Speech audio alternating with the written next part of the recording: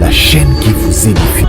Vous savez, pendant que vous avez demandé au pasteur de prier pour l'introduction du message, moi je priais à mon intérieur et je demandais au Seigneur de me donner la force. Parce que j'ai deux messages très importants que je dois communiquer. Malgré les douleurs de part et d'autre, en tout cas, je communiquerai ces messages et je vous demanderai, à vous qui nous suivez, parce que je l'ai toujours dit, la Bible déclare, la lumière étant venue dans le monde, les gens ont préféré les ténèbres à la place de la lumière, de peur que leurs mauvaises œuvres ne soient mises à nu. Peu importe toutes les insultes et les qualifications que les gens peuvent nous infliger, mais nous demeurerons dans cette voie jusqu'à la fin, parce que l'heure est en train d'avancer rapidement dans la montre de Dieu.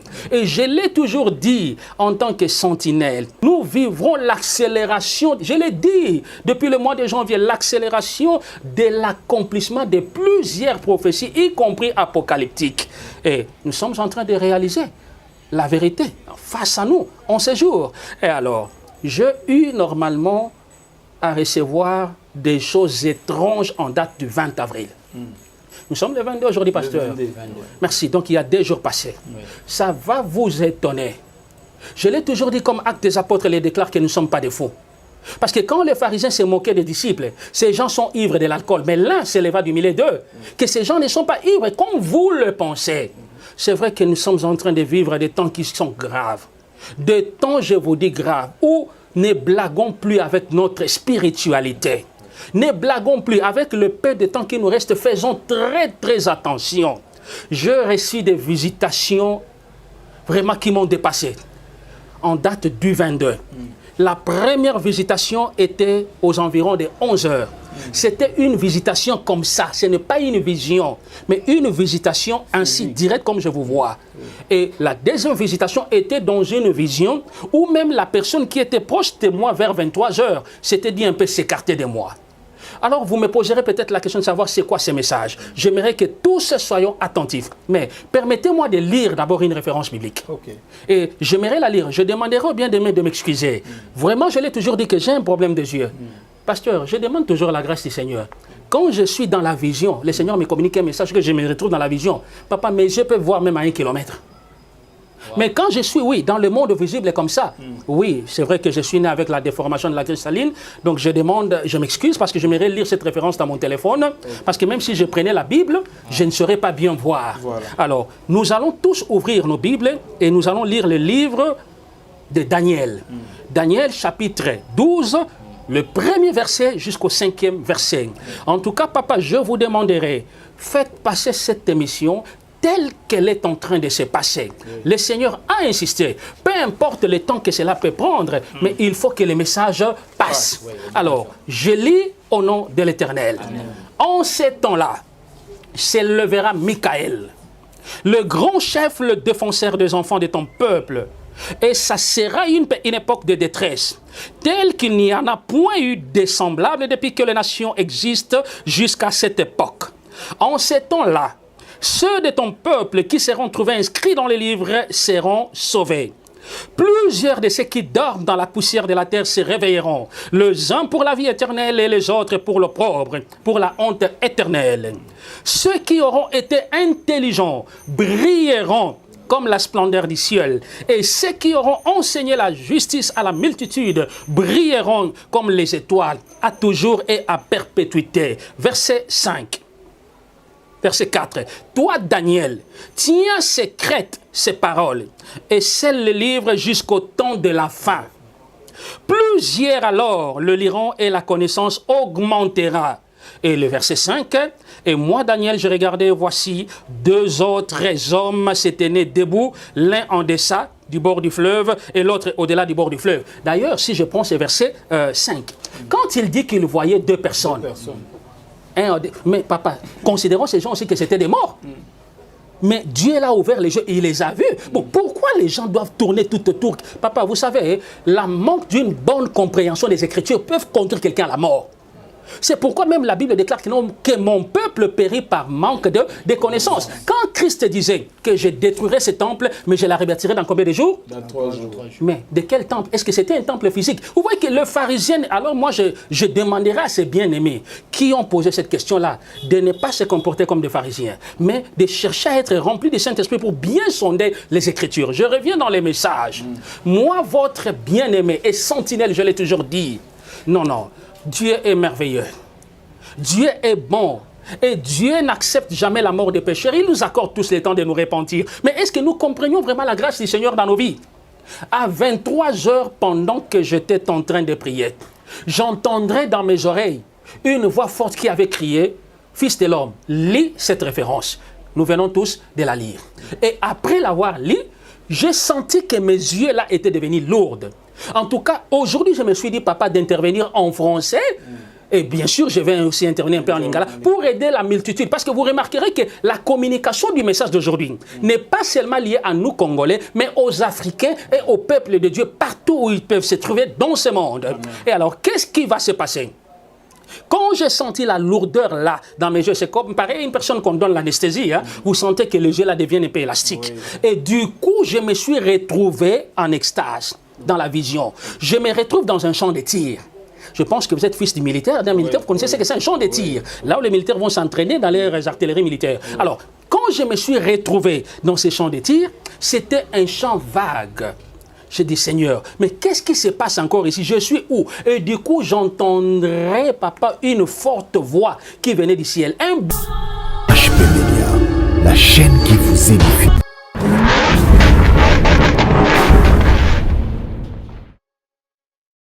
Mais pasteur a aussi coupé ça de révélation. Autant moi j'étais heureux, oui, du fond de moi. Pourquoi? Parce que a utilisé terme mon corps. La trompette sonnera. Mais à cause de la surprise, na message qu'on a collé quand on a coupé ça tout à l'heure. Il sera vraiment surpris. Et je pense que yo koki cause la tellement surpris, mais pasteur a cause de la surprise. Je sais pourquoi je l'ai dit. Mais ngai point de vue ngai par rapport à Motuna Wana, je pense que c'est l'une des occasions que vous m'accordez dans les Kanako profiter pour au fait na communiquer directement un message tel que le Seigneur me l'a recommandé. Amen. Certainement pendant tous ces temps de maladie, d'hospitalisation, pendant tous ces temps de convalescence jusqu'en ce jour, le Seigneur a eu à se révéler à moi, en tout cas de plusieurs façons. Et durant tout ce temps que le Seigneur s'est révélé à moi, je ne faisais qu'écrire, écrire, écrire. Et toutes ces révélations ont débordé. Et comme il est tellement ébellé que je sens que ça peut exploser. Voilà pourquoi je le répète encore, que si j'ai accepté votre invitation, parce que je cherche à me défouler, parce que je sens la gravité des choses qui s'approchent. Vous savez, papa, la Bible déclare d'ailleurs, il y a même une parole de sagesse qui dit qu'un homme sage voit le mal venir de loin et l'évite. Sincèrement, je vous dis, un bon chrétien et une bonne chrétienne doit chercher tout au long de son vivant à connaître l'heure qu'il fait dans la montre de Dieu. Parce que ce qui te cotambolate, si nous n'allons pas marcher tout en savoir l'heure qu'il fait dans la montre de Dieu, nous sommes comme des véhicules sans phare pendant la nuit. Et la fin de notre course sera dans les ravins. Alors, je vais commencer le tout premier message et vous allez remarquer que dans les messages que je vais donner au peuple de Dieu, votre préoccupation sera incluse. Et alors, à cela, papa, la première révélation dont le Seigneur s'est, au fait, adressé à moi, concerne votre chaîne. Ça va un peu vous surprendre. Okay. Mais ce n'est pas une particularité pour que vous, au fait, soyez, je ne sais pas moi, stupéfait ou comment. Non. Et vous savez, pendant que j'étais en train de prier le Seigneur à la date du 19 avril, bien sûr, de cette année, la nuit, bien sûr, vers 22 h, le Seigneur a commencé à me rappeler certaines choses. Pendant que nous avons eu à tenir des émissions avec vous, je ne cessais d'insister pour vous dire que, papa et qui, vous recevrez des gens de toute nature dans votre chaîne. Et à chaque fois que nous passons dans les émissions, soyez-en sûrs qu'il y a des occultistes qui nous suivent, soyez-en sûrs qu'il y a des féticheurs, des marabouts, des intellectuels, des gens de toute nature qui nous suivent. Et à cela, qu'est-ce que le Seigneur me dira? Vous savez, la Bible déclare que là où sera ton trésor, sera ton cœur. En vérité, je vous l'ai dit, dans votre chaîne, vous recevez de vrais serviteurs de Dieu. Mais le diable va vous combattre. Je dois vous le prévenir. Comment le diable va vous combattre? Vous savez que là où le diable voit qu'il y a le salut, il va toujours s'attaquer aux innocents, afin de gagner les âmes pour l'enfer. Alors, la stratégie du diable consiste à quoi? Je l'insiste encore qu'il enverra des faux serviteurs dans votre chaîne. Il enverra des gens. Pourquoi? Parce qu'il voit que dans votre chaîne, vous recevez des serviteurs et des vraies servantes de Dieu qui communiquent réellement les oracles du Seigneur. Alors, le diable, dans sa stratégie, a un clin d'œil dans votre chaîne. Il comprend qu'il y a des âmes qui sont sauvées dans votre chaîne. Et il dépêchera normalement de les envoyer des ténèbres. Parce que même la Bible dit, nombreux viendront sous mon nom.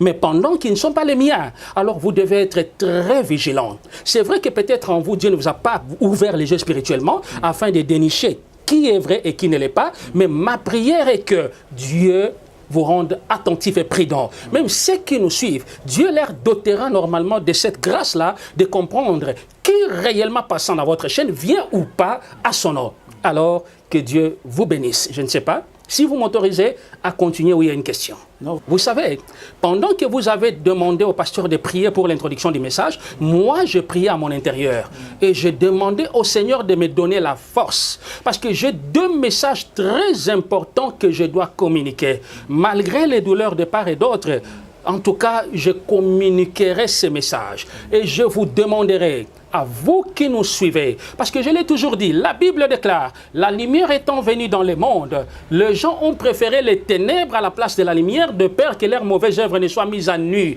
Peu importe toutes les insultes et les qualifications que les gens peuvent nous infliger, mais nous demeurerons dans cette voie jusqu'à la fin, parce que l'heure est en train d'avancer rapidement dans la montre de Dieu.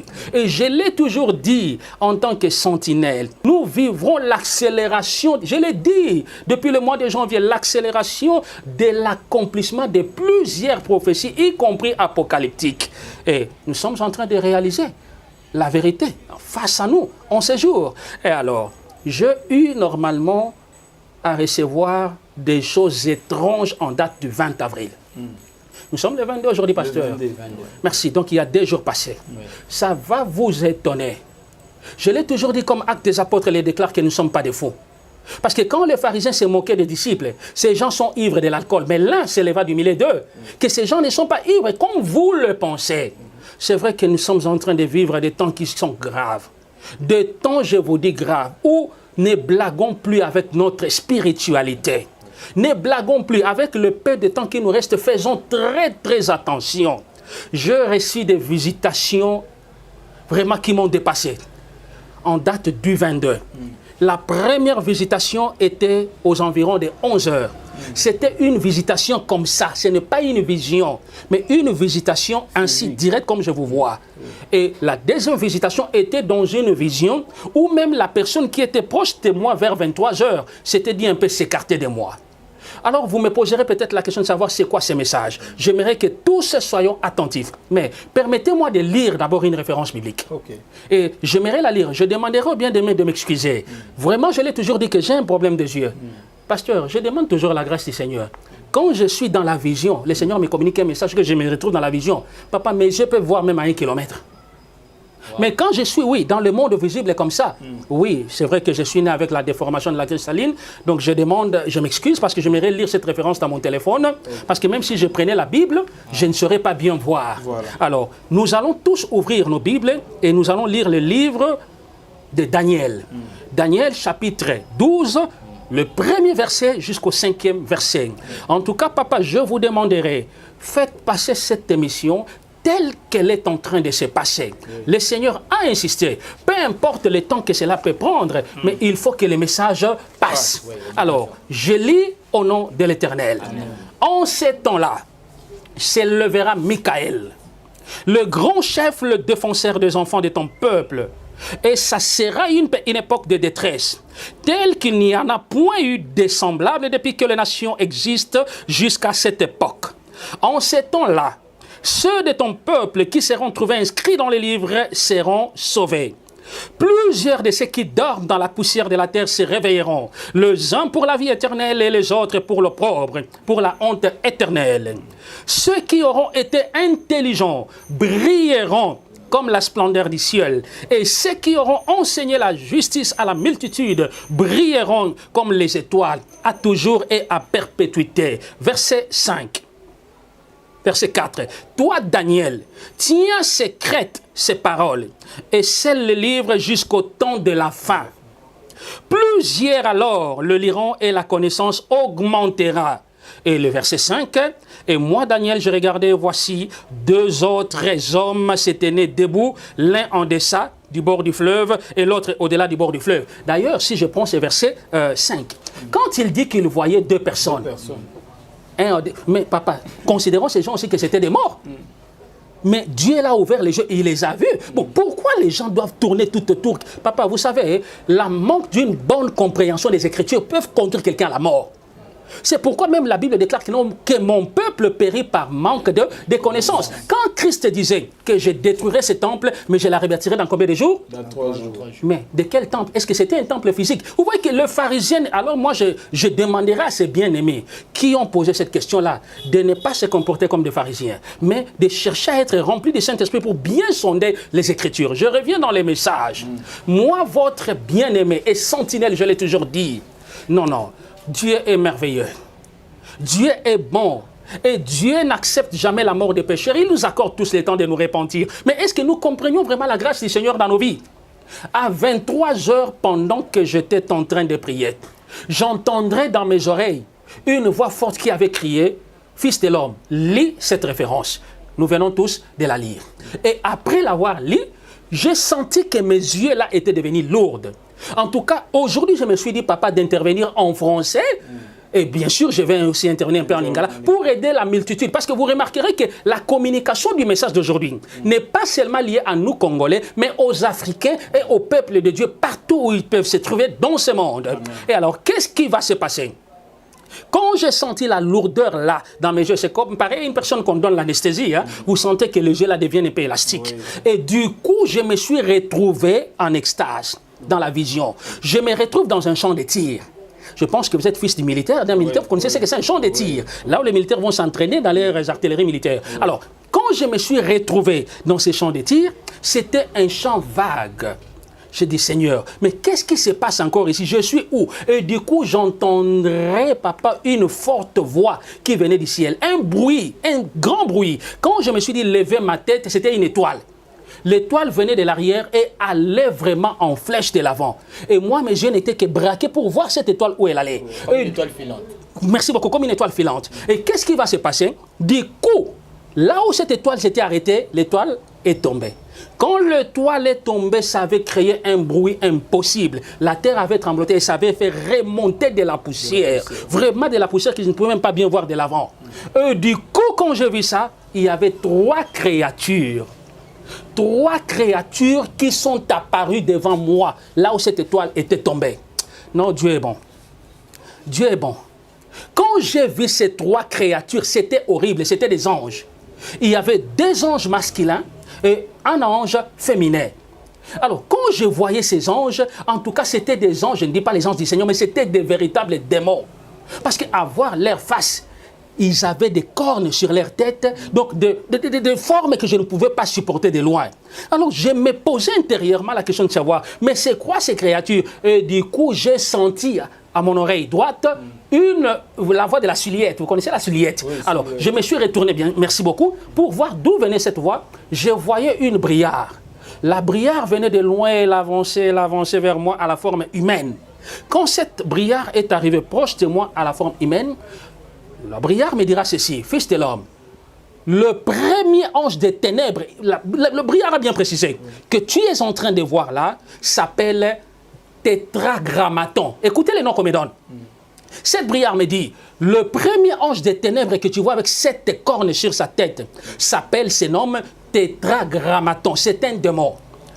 L'autre ange masculin que tu vois à droite s'appelle Ashtaroth.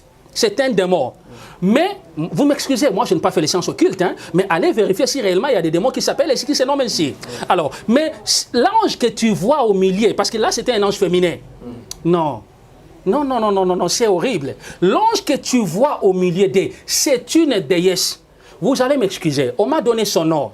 Peut-être dans nos familles, nous pouvons avoir des gens qui peuvent porter ces noms. Vraiment, veuillez m'excuser. Je ne dis pas que ce nom est mauvais par rapport à ce que vous avez donné aux membres de vos familles, non. Mais on m'a dit que celle-là que tu vois s'appelle déesse Lily.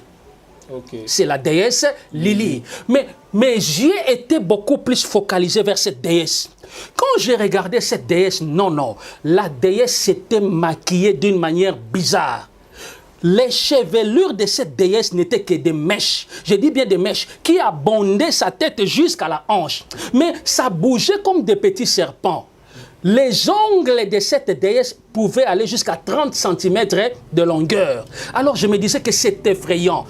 Permettez-moi d'ouvrir une parenthèse. Oui. J'ai eu à tenir une émission avec vous où le Seigneur m'avait dit de dire à mes sœurs que beaucoup de femmes risqueront d'entrer en enfer à cause de la beauté. Mais est-ce que nos sœurs pensent que quand nous venons leur communiquer ainsi dit l'Éternel, je ne sais pas, c'est pour les haïr ou comment? Non, mais c'est pour leur bien-être.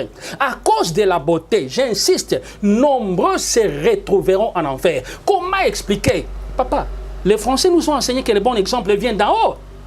Moi, pasteur, moi, servante, mais je viens me présenter devant les enfants de Dieu, le peuple de Dieu, avec plein de mèches sur ma tête. Avec des chaînettes comme des colliers là et avec des ongles que les femmes commencent à nous ajouter comme si elles voulaient modifier l'aspect du corps que Dieu a créé. Mais qu'est-ce que nos sœurs sont en train de chercher? Pratiquement, c'est ce que j'avais vu normalement dans les corps de cette déesse. C'était affreux, je ne pouvais pas supporter. Et du coup, cette brillante qui était à mes côtés me dira ceci.